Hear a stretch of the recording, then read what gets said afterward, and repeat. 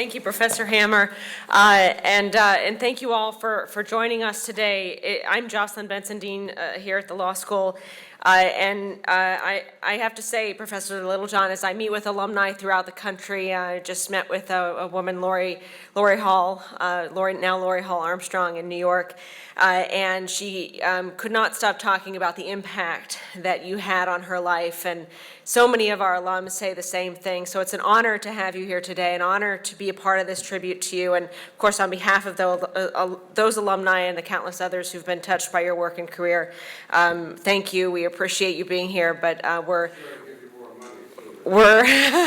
grateful that you're part of our story and part of the Wayne Law family. So thank you for being here today.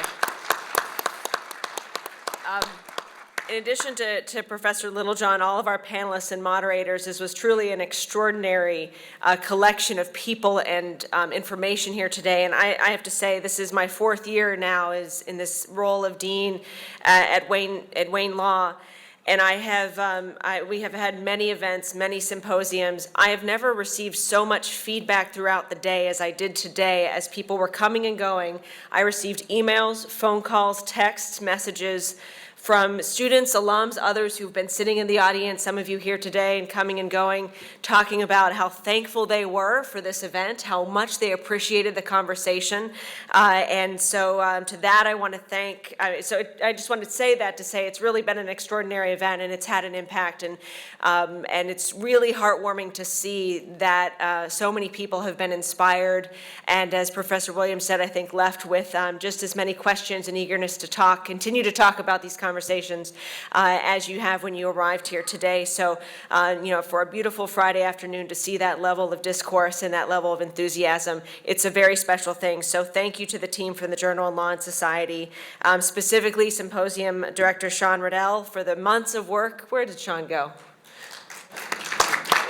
That went into, there you are. That went into this event. Of course, Professor Hammer, thank you for your ongoing leadership in this area.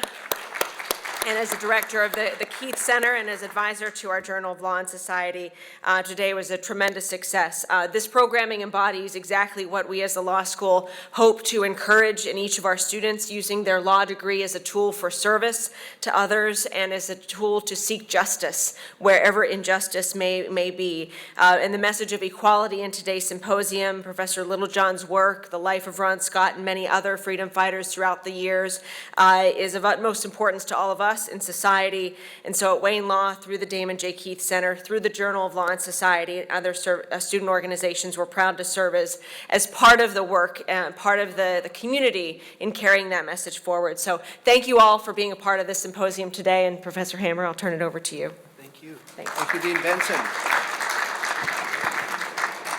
And as Judge Keith will often sort of take my hand before I could keep it short. Don't be a professor. So I'm gonna honor Judge Keith's constant admonition with me. But I want to share one thought I had about that last panel, and then I'll sort of transition into thanking people and then welcoming Sean to say our absolutely concluding remarks.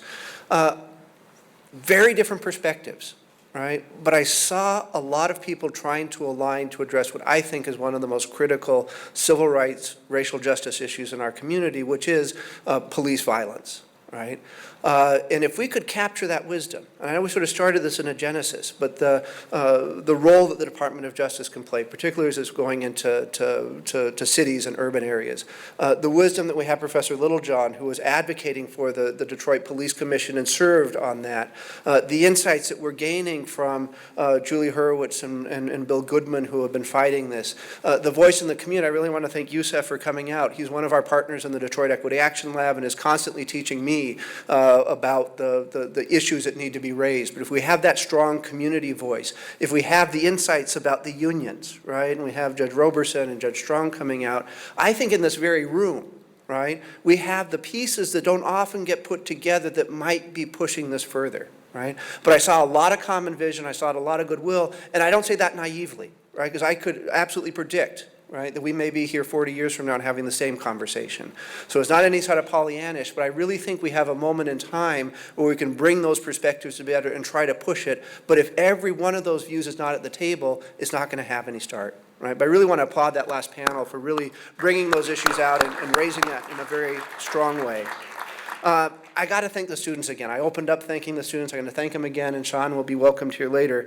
But because of them in particular, I also want to thank Chef Anthony Faustina. That was the students bringing that. That's not Wayne State food. Right? They saw the importance of trying to bring that link. They went through the waivers and everything to make sure that that wonderful lunch was provided, and that shows the degree of thoughtfulness that they've had in every layer of this. But thanks to the chef, that was a really amazing lunch. The title of this symposium is a tribute to Professor Emeritus Edward J. Littlejohn and his work on race, racism, and the law.